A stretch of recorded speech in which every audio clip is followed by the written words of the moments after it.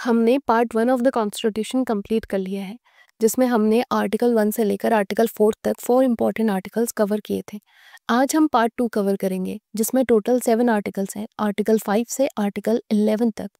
देखो, पार्ट 2 का टाइटल है सिटीजनशिप यानी नागरिकता, यानी कि आर्टिकल 5 से लेकर आर्टिकल 11 तक के सारे प्रोविजंस नागरिकता या फिर सिटीजनशिप से जुड़े हुए हैं। आर्टिकल 5 से लेकर आर्टिकल 10 तक ये बताते हैं कि 26 जनवरी 1950 तक कौन लोग भारतीय नागरिक थे या बन सकते थे। लेकिन ध्यान देने वाली बात यह है कि इन आर्टिकल में सिर्फ सिटीजनशिप के ग्रांट होने की बात की गई है। सिटीजनशिप को खोने या फिर प्राप्त करने का कोई मेंशन नहीं है। और वहीं फिर आर्टिकल 11 पार्लियामेंट को पावर देता है कि वो सिटीजनशिप से रिलेटेड लॉज बना सकती है, चाहे वो ग्रांट हो, एक्विजिशन हो या फिर लॉस हो। और इसी आर्टिकल के तहत पार्लियामेंट ने सिटीजनशिप एक्ट 1955 पास किया। इस एक्ट में सिटीजनशिप के एक्विजिशन और लॉस के प्रोविजंस क्लियरली डिफाइन किए गए हैं। बाद में नीट के हिसाब से इस एक्ट में बार बार अमेंडमेंट्स किए गए और लास्ट अमेंडमेंट हुआ था 2019 में, जिसे हम CAA सिटीजनशिप अमेंडमेंट एक्ट के नाम से भी जानते हैं, जो काफ़ी कंट्रोवर्शियल भी रहा था। आगे चलकर हम CAA को भी डिटेल में कवर करेंगे। तो चलिए अब शुरू करते हैं पार्ट 2 ऑफ द कॉन्स्टिट्यूशन।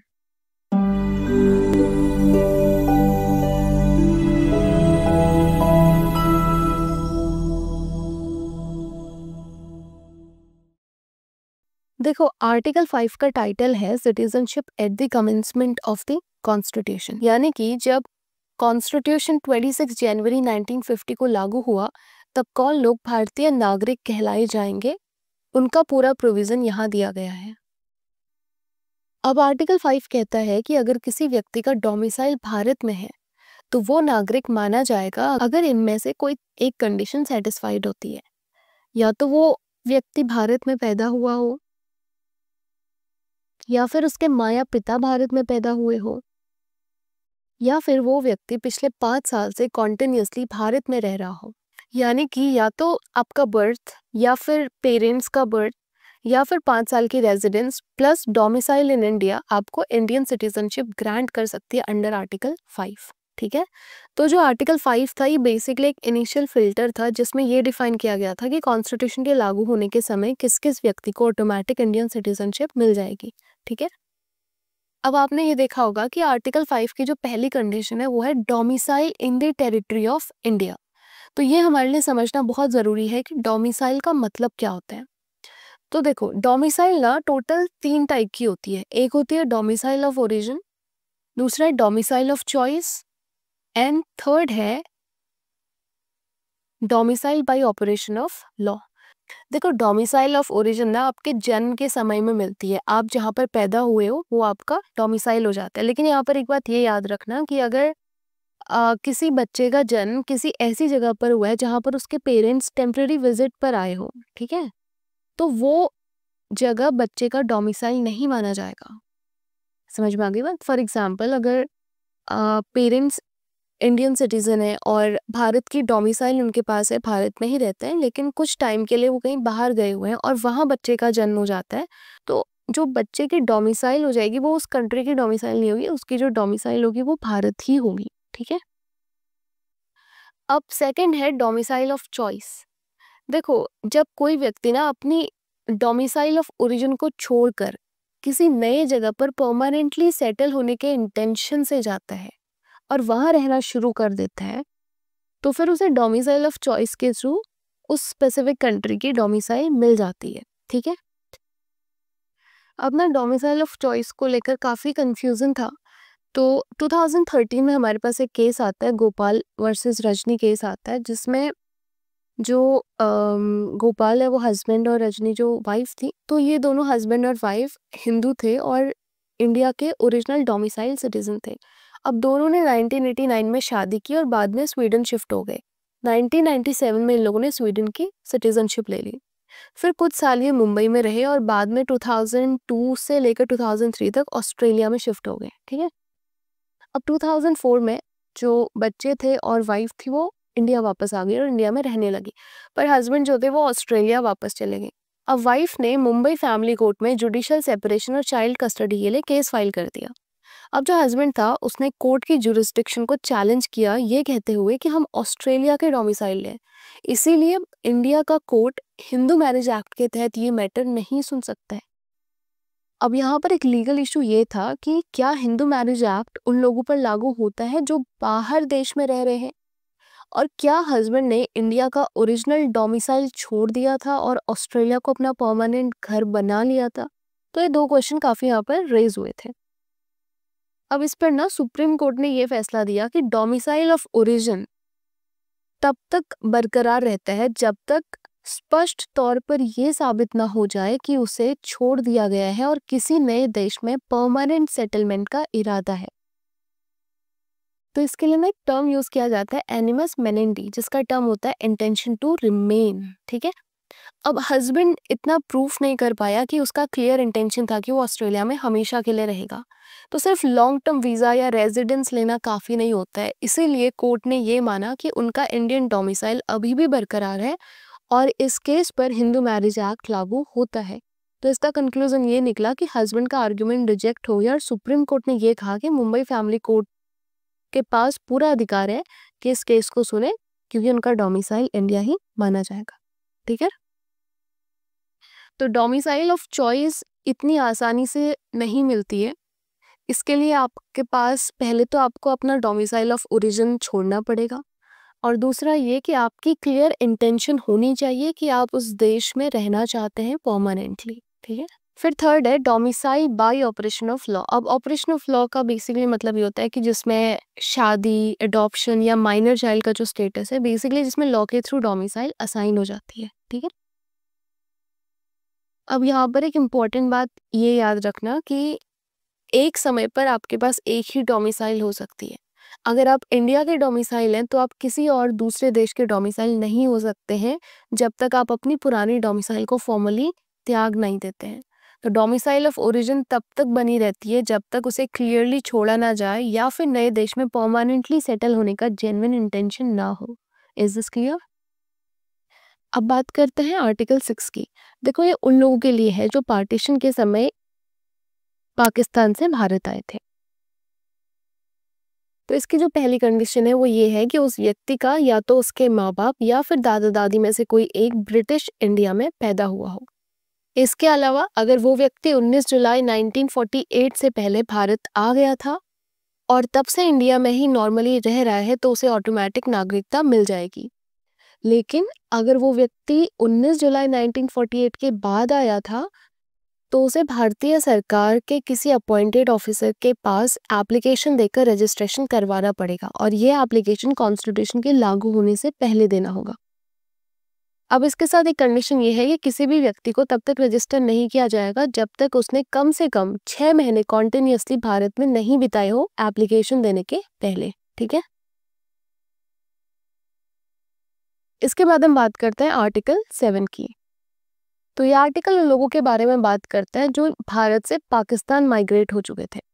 तो अगर कोई भी व्यक्ति 1 मार्च 1947 के बाद इंडिया से पाकिस्तान माइग्रेट कर गया तो उस व्यक्ति को इंडियन सिटीजन नहीं माना जाएगा। लेकिन इसके साथ एक कंडीशन ये है कि अगर ऐसा व्यक्ति पाकिस्तान से वापस भारत आया हो और रीसेटलमेंट या परमानेंट रिटर्न का परमिट लेकर आया हो जो कि इंडियन लॉ के अंडर इशू हुआ हो, तो उस व्यक्ति को आर्टिकल 6 क्लॉज बी के पर्पस के लिए 19 जुलाई 1948 के बाद इंडिया में माइग्रेट करने वाला माना जाएगा, और उस पर वही रूल्स लागू होंगे जो article 6 clause B sub clause 2 में दिए गए हैं, जिसमें रजिस्ट्रेशन की रिक्वायरमेंट है। ठीक है,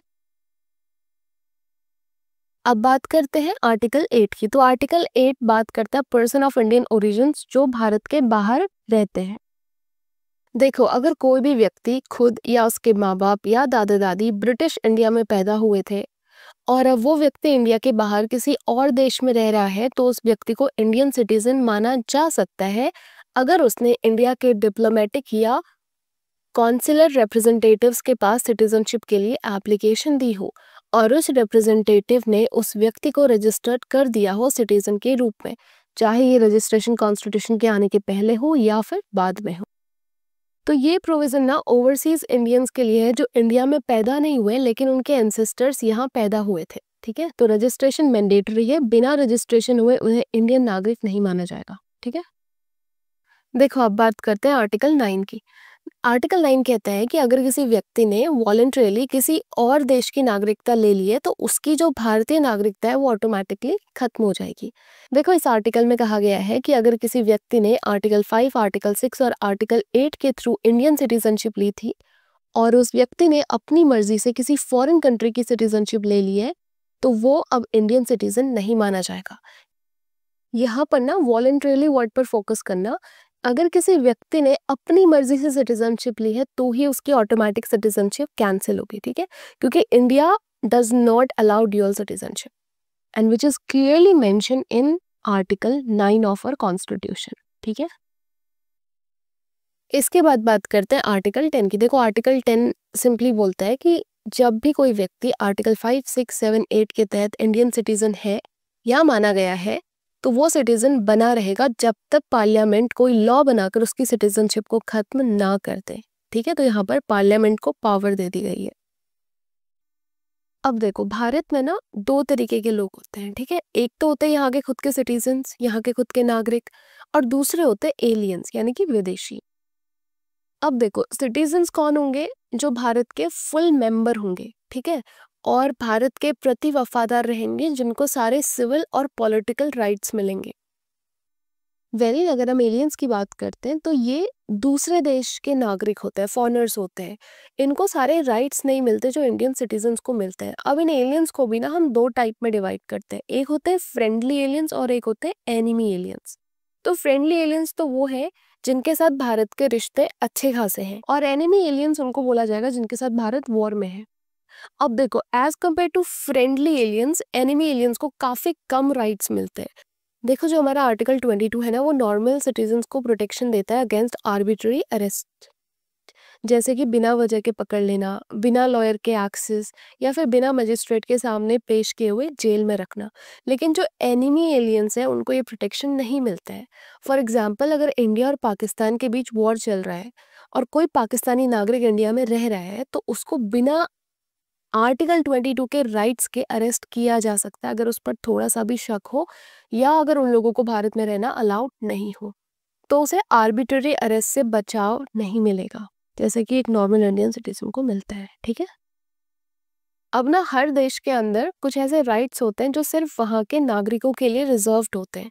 अगर इसको हम भारत के कॉन्टेक्स्ट में देखें तो हमारे कॉन्स्टिट्यूशन का article 15, article 16, article 19, article 29 and article 30 plus इसके अलावा जितने भी हमारे वोटिंग राइट्स हैं, चाहे वो right to vote in Lok Sabha हो या फिर स्टेट असेंबली इलेक्शंस हो या फिर इलेक्शन लड़ना हो फॉर MP MLAs या फिर presidency election, vice president election, किसी भी गवर्नमेंट पोस्ट के लिए, तो ये सारे राइट्स सिर्फ और सिर्फ भारतीय नागरिकों के लिए हैं। जो भी इंडियन सिटीजन है वही ये सारे राइट्स को यूटिलाइज कर सकता है। ठीक है, अब राइट्स के साथ साथ सिटीजन्स की कुछ ड्यूटीज भी होती हैं, जैसे कि टैक्स पे करना, नेशनल फ्लैग और एंथम का सम्मान करना या फिर देश की रक्षा करना। ये सारे के सारे हम फंडामेंटल ड्यूटीज में आगे पढ़ेंगे।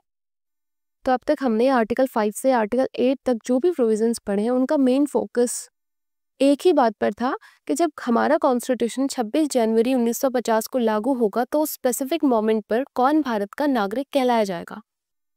इन आर्टिकल्स में उन्हीं लोगों के लिए क्राइटेरिया तय किया गया है जो पार्टीशन के तुरंत बाद वाले समय में या उसके आसपास वाले दिनों में भारत में रह रहे थे या उस समय भारत से जुड़े हुए थे। लेकिन आगे चलकर टाइम के साथ या नीड के अकॉर्डिंग सिटीजनशिप के नए रूल्स क्या होंगे, लॉज क्या होंगे, इसके लिए कॉन्स्टिट्यूशन के आर्टिकल 11 के थ्रू हमारे पार्लियामेंट को ये पावर दी गई है कि वो सिटीजनशिप से रिलेटेड लॉज बना सकती है, चाहे वो सिटीजनशिप देने से रिलेटेड हो या फिर खत्म करने से रिलेटेड हो। तो हमारे कॉन्स्टिट्यूशन का आर्टिकल 11 ये बताता है कि पार्लियामेंट के पास फुल पावर है कि वो एक्विजिशन, टर्मिनेशन या सिटीजनशिप से रिलेटेड किसी भी और मैटर के लिए लॉज बना सकती है। और इसी पावर के अंडर पार्लियामेंट ने सिटीजनशिप एक्ट 1955 पास किया, जिसमें नेशनैलिटी मिलने, खत्म करने से रिलेटेड रूल्स दिए गए हैं। तो हमारे सिटीजनशिप एक्ट 1955 में हमारे पास सिटीजनशिप एक्वायर करने की टोटल 5 मेथड्स हैं, और सिटीजनशिप खोने की 3 मेथड्स हैं, ठीक है। इसको अब हम डिटेल में समझेंगे। तो भारत की नागरिकता प्राप्त करने के लिए जो 5 मेथड्स हैं, सबसे पहले हम उसको देखते हैं, ठीक है। सबसे पहला है बाय बर्थ। देखो, भारत में जन्म लेने से किसी व्यक्ति को कैसे और कब इंडियन सिटीजनशिप मिलेगी, इसका डिटेल सेक्शन 3 में दिया गया है और ये 3 अलग अलग टाइम पीरियड के बेसिस पर डिवाइड किया गया है। सबसे पहला है बिफोर 1 जुलाई 1987। अगर कोई व्यक्ति 1 जुलाई 1987 से पहले भारत में पैदा हुआ है तो सिर्फ जन्म के आधार पर इंडियन सिटीजनशिप मिल जाती है। फिर है जो लोग 1 जुलाई 1987 से 2 दिसंबर 2004 के बीच में पैदा हुए हैं, तो इस ड्यूरेशन में व्यक्ति को इंडियन सिटीजन बनने के लिए ये कंडीशन पूरी करनी पड़ती है, उसके जन्म के समय कम से कम एक पेरेंट इंडियन सिटीजन होना चाहिए। और फिर जो लोग 3 दिसंबर 2004 के बाद पैदा हुए हैं, यहाँ लॉ और ज़्यादा स्ट्रिक्ट हो जाता है। अब बच्चा तभी इंडियन सिटीजन बनेगा अगर कम से कम एक पेरेंट इंडियन सिटीजन हो और दूसरा पेरेंट इलीगल माइग्रेंट ना हो, ठीक है। तो इलीगल माइग्रेंट का मतलब ये है कि जो व्यक्ति बिना वैलिड डॉक्यूमेंट्स या वीज़ा के इंडिया में घुस गया है या वीज़ा एक्सपायर होने के बाद भी इलीगली इंडिया में रह रहा है, तो इस कंडीशन में भी उसको सिटीजनशिप नहीं मिल पाएगी बच्चे को। देखो, अब यहाँ पर कुछ एक्सेप्शंस भी हैं कि जिनको जन्म के आधार पर भारत की नागरिकता नहीं मिल सकती है। पहला है चिल्ड्रन ऑफ फॉरेन डिप्लोमेट्स। देखो, जो भी डिप्लोमेट्स भारत में उनके रिस्पेक्टिव एम्बेसीज में रहते हैं और अगर यहाँ पर रहकर उनका कोई बेबी पैदा होता है तो वो इंडियन सिटीजन नहीं माना जाएगा, ठीक है। और दूसरा है चिल्ड्रन ऑफ एनिमी एलियंस। अब जो दूसरी मेथड है वो है वंश के आधार पर नागरिकता, सिटीजनशिप बाय डिसेंट। देखो, अगर कोई व्यक्ति भारत के बाहर पैदा होता है तो क्या उसे इंडियन सिटीजनशिप मिलेगी?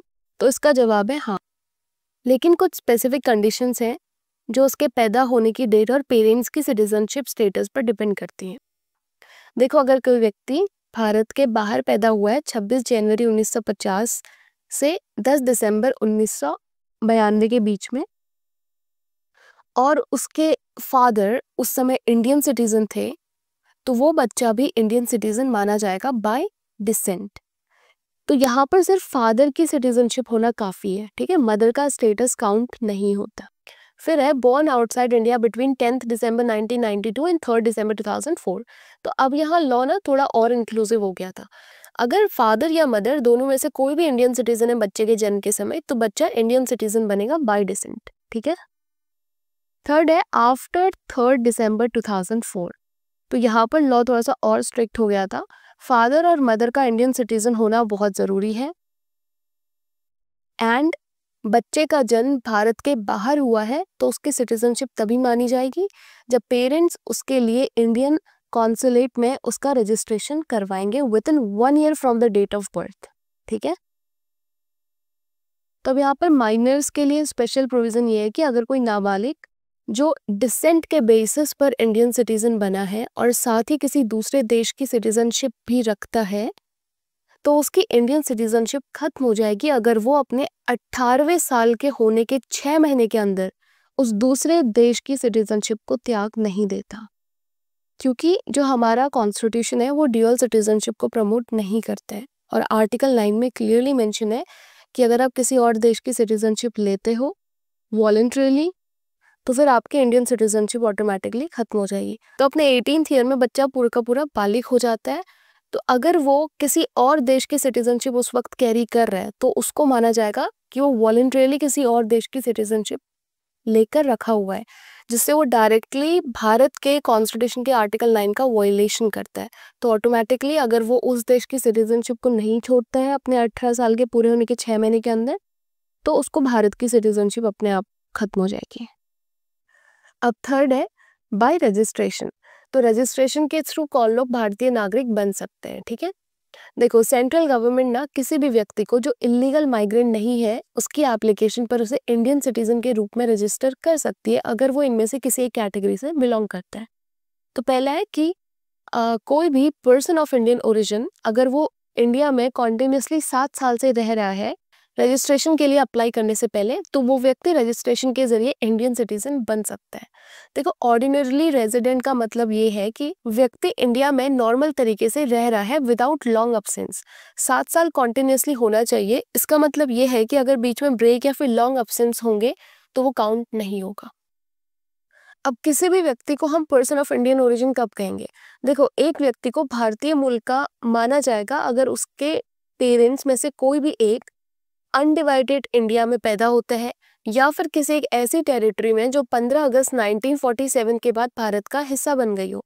अब अनडिवाइडेड इंडिया का मतलब ये है कि पार्टीशन के पहले का जो भारत था, जिसमें पाकिस्तान और बांग्लादेश भी शामिल थे, और जो भी टेरिटरीज 47 के बाद भारत में इंक्लूड हुई थी वो कौन थी? सिक्किम थी, जो 1975 में भारत में इंक्लूड हुई थी, और पुडुचेरी, गोवा, दमन एंड दीव, ये फ्रेंच और पोर्चुगीज टेरिटरीज थी जो बाद में इंडिया में इंटीग्रेट हुई।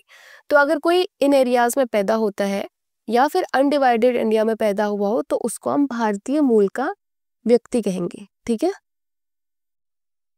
इसके साथ ही अगर किसी व्यक्ति का विवाह भारतीय नागरिक से होता है और वो 7 साल तक कॉन्टिन्यूसली भारत में रह रहा है तो उसको नागरिकता मिल सकती है बाय रजिस्ट्रेशन। ठीक है। इसके अलावा कोई भी माइनर बच्चा जिसके पेरेंट इंडियन सिटीजन है तो उसे रजिस्ट्रेशन के माध्यम से नागरिकता मिल जाती है। इसके अलावा अगर किसी व्यक्ति के पेरेंट्स में से कोई भी एक इंडियन सिटीजन थे और जो भारत के बाहर रह रहा है तो वह व्यक्ति रजिस्ट्रेशन के माध्यम से इंडियन सिटीजन बन सकता है अगर वो रजिस्ट्रेशन अप्लाई करने के तुरंत पहले के 12 महीने कॉन्टिन्यूसली भारत में रह रहा हो। अब यहाँ पर ना पर्सन ऑफ इंडियन ओरिजिन से कंफ्यूज मत होना। वहां पर जो 7 साल का क्राइटेरिया है वो भारतीय मूल के व्यक्ति के लिए, और भारतीय मूल का व्यक्ति मतलब है जो अनडिवाइडेड इंडिया में पैदा हुआ हो, जिसमें पाकिस्तान और बांग्लादेश भी आ जाते हैं। ठीक है। लेकिन यहाँ पर जो पेरेंट्स की सिटीजनशिप बोली गई है वो इंडिपेंडेंट इंडिया के लिए बोली गई है। तो अगर कोई 1947 के बाद इंडियन सिटीजन था तो उसके लिए ये क्राइटेरिया है कि उसको 12 महीने तक भारत में रहना पड़ेगा रजिस्ट्रेशन करने से पहले। ठीक है। फिर है सिटीजनशिप बाय नेचुरलाइजेशन। देखो, अगर कोई भी विदेशी नागरिक ये चाहता है कि वो इंडियन सिटीजन बने तो वो नेचुरलाइजेशन के थ्रू अप्लाई कर सकता है, लेकिन उसको कुछ इंपॉर्टेंट कंडीशंस को फुलफिल करना पड़ेगा। जैसे वो इलीगल माइग्रेंट नहीं होना चाहिए, 12 मंथ्स तक कॉन्टिन्यूसली भारत में एप्लीकेशन के तुरंत पहले तक ऑर्डिनरी रेजिडेंट होना चाहिए, पिछले 14 सालों में से कम 11 सालों तक भारत में रहा हो, गुड कैरेक्टर होना चाहिए, और उसकी इंटेंशन होनी चाहिए कि वो परमानेंटली भारत में रह रहा है। और भारत के संविधान का जो शेड्यूल 8 है ना, उसमें दी गई लैंग्वेजेस में से किसी भी लैंग्वेजेस का एक बेसिक नॉलेज होना चाहिए, और किसी ऐसी कंट्री का सिटीजन नहीं होना चाहिए जहाँ के लॉ के तहत भारतीय नागरिकों को नेचुरलाइजेशन के जरिए नागरिक बनने से रोका गया हो, तो वो नेचुरलाइजेशन के थ्रू भारतीय सिटीजन बन सकता है। ठीक है। इसके अलावा इसमें कुछ एक्सेप्शनल केसेस ये भी हैं जिसमें सेंट्रल गवर्नमेंट को ये पावर होती है कि अगर कोई व्यक्ति philosophy, science, art, literature, world peace, humanity, इन सभी फील्ड में से एक्स्ट्रॉर्डिनरी कंट्रीब्यूशन देता है तो सेंट्रल गवर्नमेंट उस व्यक्ति के लिए कुछ या फिर सभी कंडीशन को रिलैक्स कर सकती है। ठीक है। अब यहाँ पर एक क्वेश्चन ये अराइज होता है कि क्या नेचुरलाइज सिटीजन भारत का प्रेसिडेंट बन सकता है? तो आंसर है यस। हमारा जो article 58 clause 1 sub clause A है ना कॉन्स्टिट्यूशन का, वो कहता है कि no person shall be eligible for election as president unless he is citizen of India. तो यहाँ पर सिर्फ बहुत ही क्लियर वर्ड्स में सिर्फ सिटीजन ऑफ इंडिया बोला गया है।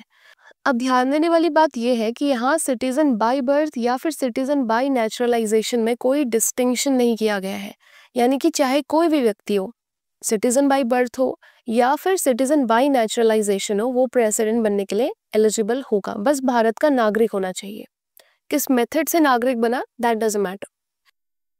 लेकिन अगर हम अमेरिका के कॉन्टेक्स्ट में देखें ना, तो यूएसए में सिर्फ वही व्यक्ति प्रेसिडेंट बन सकता है जो जन्म से अमेरिकन सिटीजन हो। वहां पर जो नेचुरलाइज सिटीजन है वो प्रेसिडेंट नहीं बन सकता है। फिर आता है बाय इनकॉर्पोरेशन ऑफ टेरिटरी। देखो, अगर भारत के साथ किसी नई टेरिटरी का विलय होता है तो उस एरिया के लोगों को भारतीय नागरिकता मिल सकती है, लेकिन एक प्रोसेस के थ्रू। गवर्नमेंट ऑफ इंडिया एक ऑफिशियल नोटिफिकेशन इशू करती है जिसमें बताया जाता है कि किस तरीके से और किन लोगों को सिटीजनशिप दी जा रही है। अगर हम एग्जाम्पल के लिए देखें तो पुडुचेरी पहले ना फ्रेंच कॉलोनी थी। इसका मर्जर 1962 में भारत के साथ हुआ। इसके बाद गवर्नमेंट ऑफ इंडिया ने the citizenship Puducherry act 1962 issue किया, जो सिटीजनशिप एक्ट 1955 के सेक्शन 7 के तहत पास हुआ था। तो इस ऑर्डर के जरिए पुडुचेरी के रेजिडेंट्स को इंडियन सिटीजनशिप ग्रांट की गई बिना अलग से एप्लीकेशन या नेचुरलाइजेशन के। तो जब भी कोई टेरिटरी भारत में इंक्लूड होती है तो उसके लोग गवर्नमेंट के नोटिफिकेशन के जरिए डायरेक्ट इंडियन सिटीजन बन जाते हैं। ये कहलाता है citizenship by incorporation of territory. ठीक है, तो देखो अब तक हमने देखा कि कैसे कोई भी व्यक्ति इंडियन सिटीजनशिप एक्वायर कर सकता है, लेकिन व्यक्ति की नागरिकता जा भी सकती है।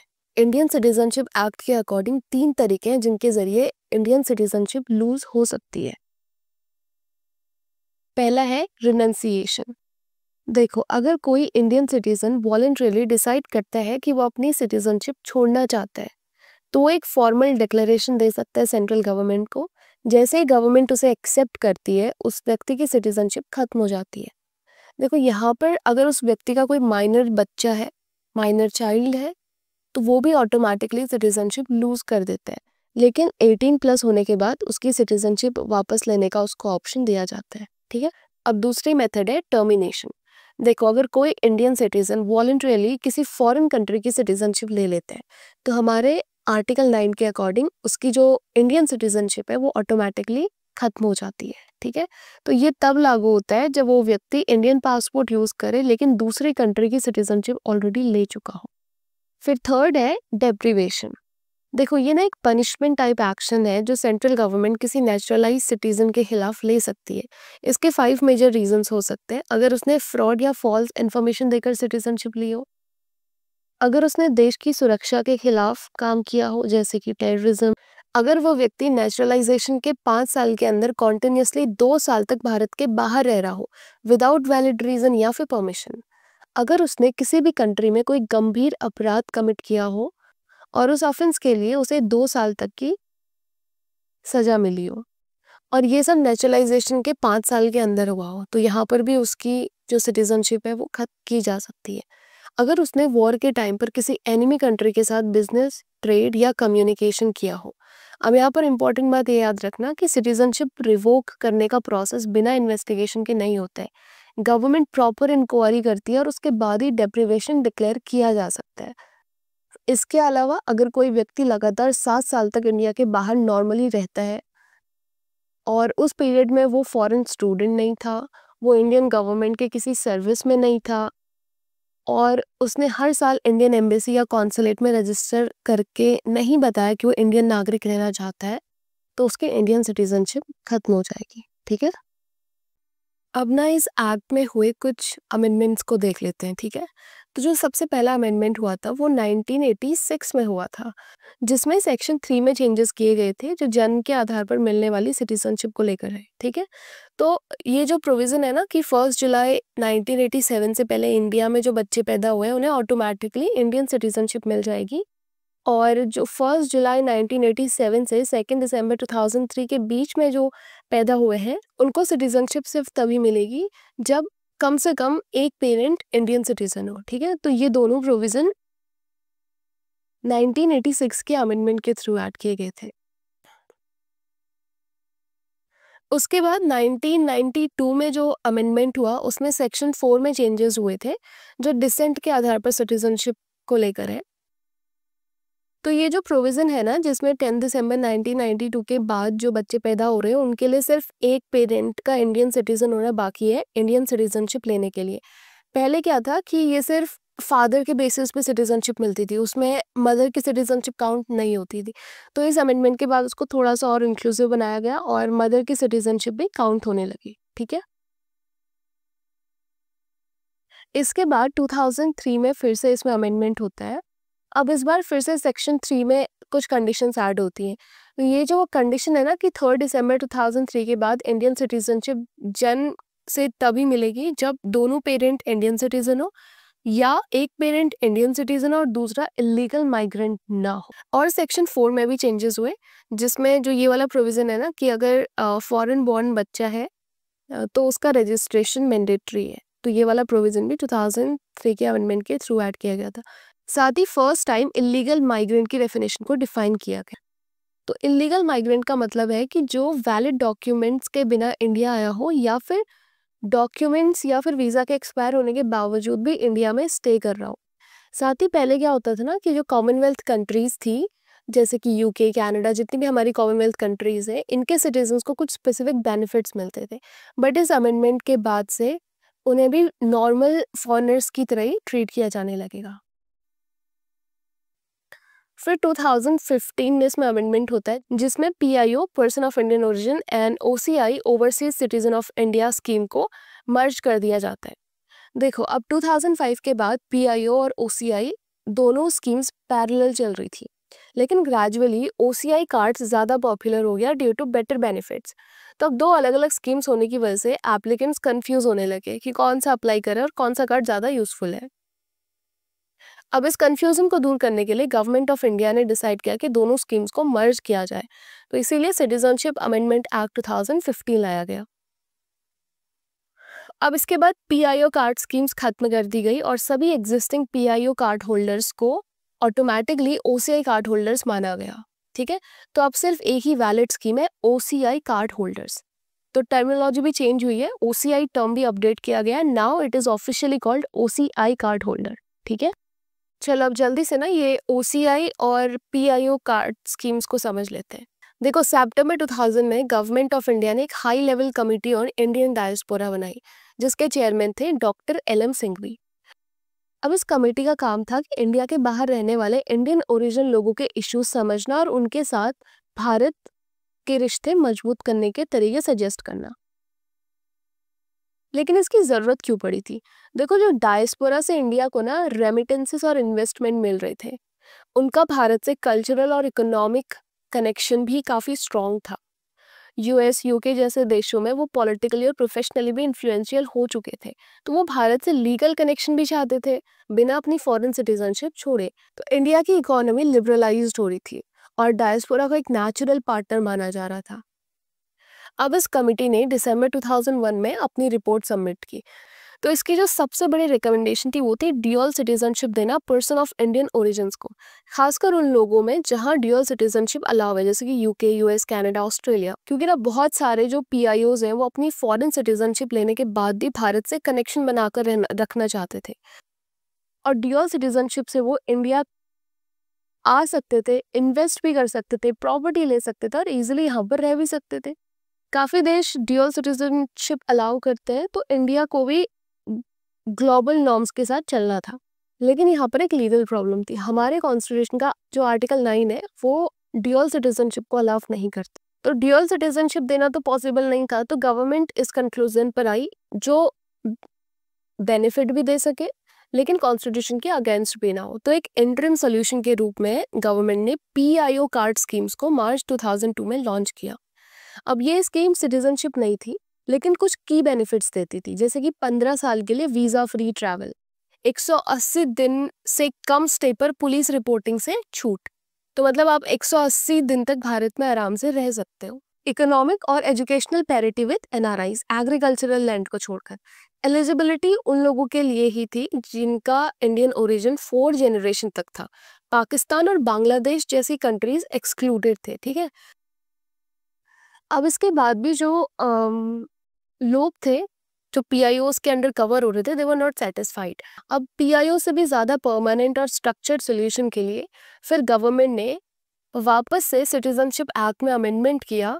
सिटीजनशिप अमेंडमेंट एक्ट 2003 पास हुआ और जिसमें हमने OCI इंट्रोड्यूस किया, overseas citizen of India scheme शुरू हुई यहाँ से, जो 2 दिसंबर 2005 से ऑपरेशनल हुई। अब यहाँ पर ध्यान रहना, OCI ड्यूअल सिटीजनशिप नहीं है। ठीक है, ये क्वाजी सिटीजनशिप है जिसमें बेनिफिट्स मिलते हैं लेकिन पॉलिटिकल राइट्स नहीं मिलते। पॉलिटिकल राइट्स सिर्फ और सिर्फ इंडियन सिटीजन्स के लिए होते हैं। ठीक है, जैसे कि वोट देने का अधिकार, या फिर इलेक्शन लड़ना, या फिर प्रेसिडेंट, वाइस प्रेसिडेंट, या फिर किसी भी गवर्नमेंट पोस्ट पर रहना, ये सारे हमारे पॉलिटिकल राइट्स होते हैं जो ओसीआई कार्ड होल्डर्स को नहीं मिलते हैं, ठीक है। अब ओसीआईज को जो बेनिफिट मिल रहे थे ना, वो थे life long multiple entry visa. पहले ये सिर्फ 15 साल तक के लिए था। पुलिस रिपोर्टिंग की ज़रूरत नहीं है, चाहे कितने दिनों तक भी रहो। तो पहले जो पीआईओ कार्ड स्कीम थी, उसमें से 180 डेज की टाइम लिमिट थी। एनआरआईज के बराबर इकोनॉमिक और education related right, simplified documents और लॉन्ग टर्म स्टे।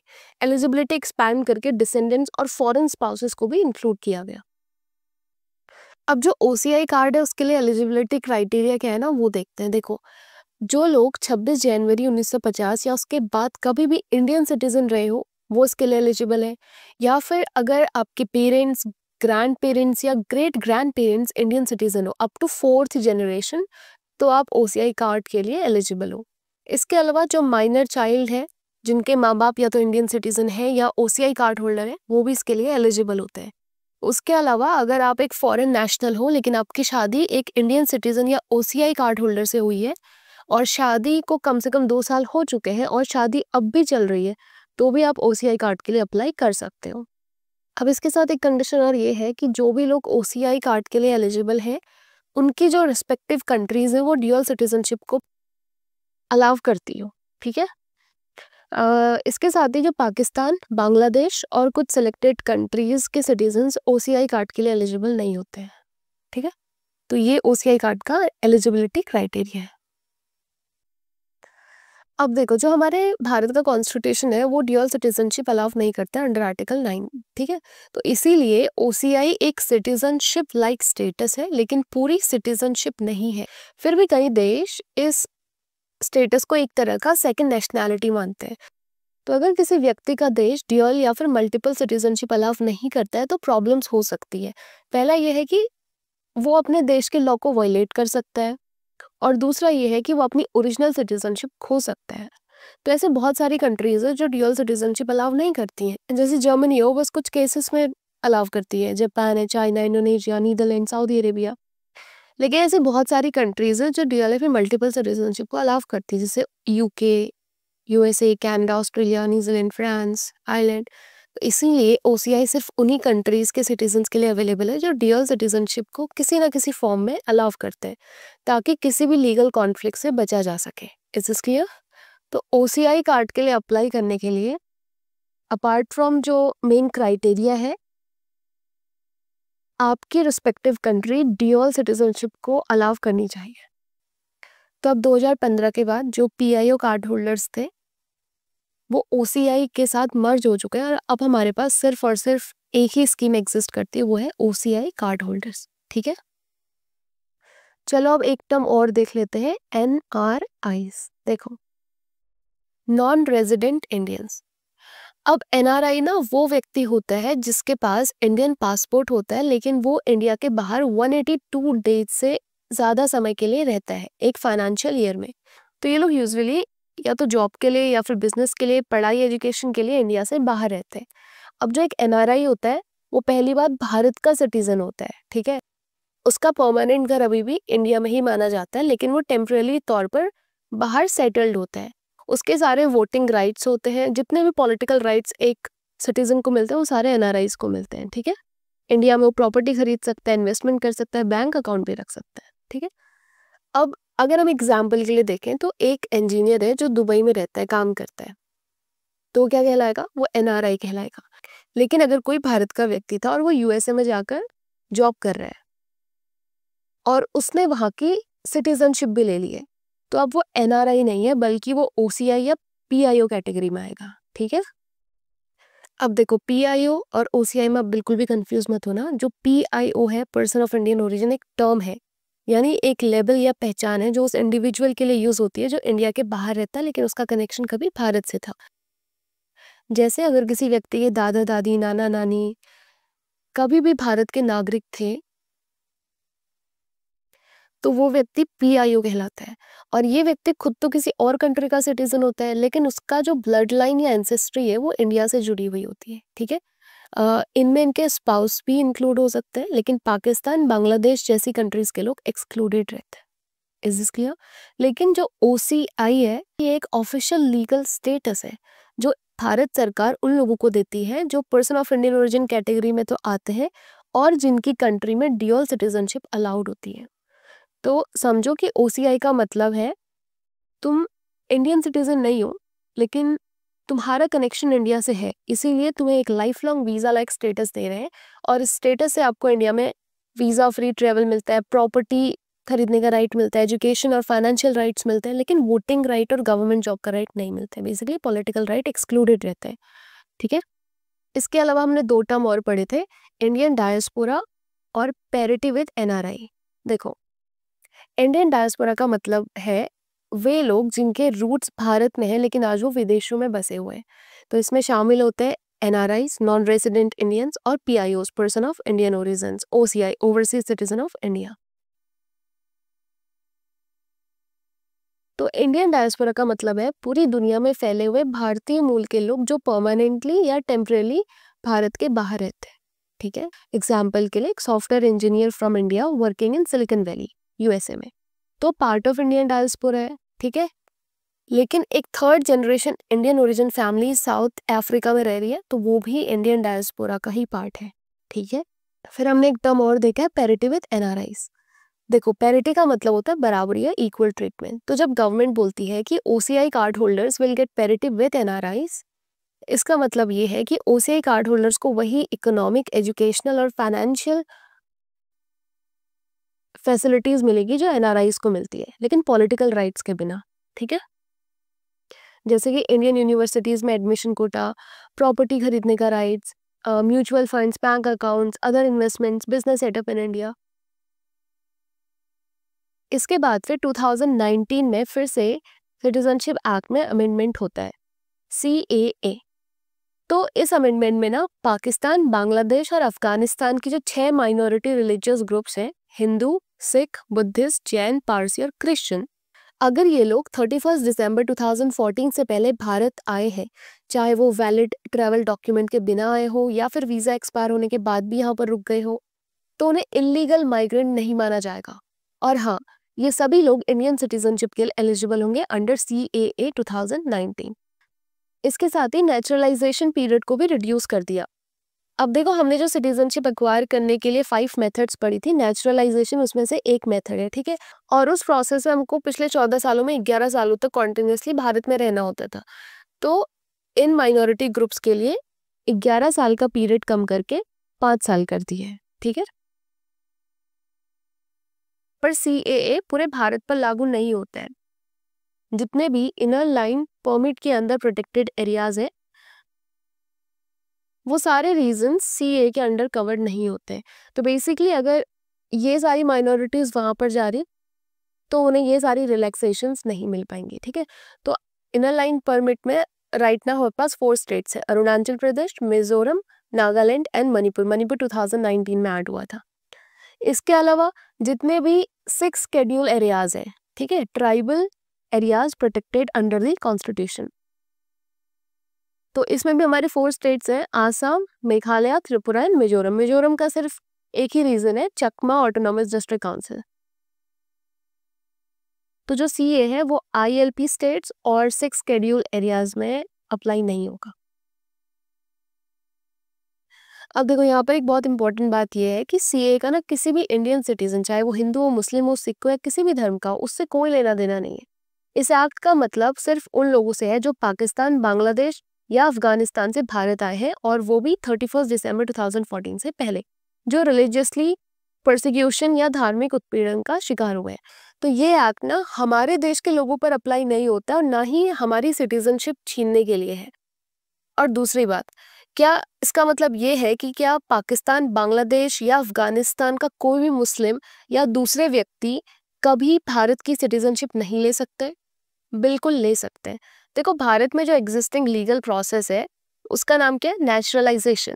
तो ये process section 6 of citizenship act 1955 के अंडर होता है। इस प्रोसेस में चाहे एप्लीकेंट किसी भी देश का हो, किसी भी धर्म का हो, अगर वो 11 साल तक भारत में लीगली रह चुका है और बेसिक कॉन्स्टिट्यूशनल अंडरस्टैंडिंग रखता है, तो वो इंडियन सिटीजनशिप के लिए अप्लाई कर सकता है।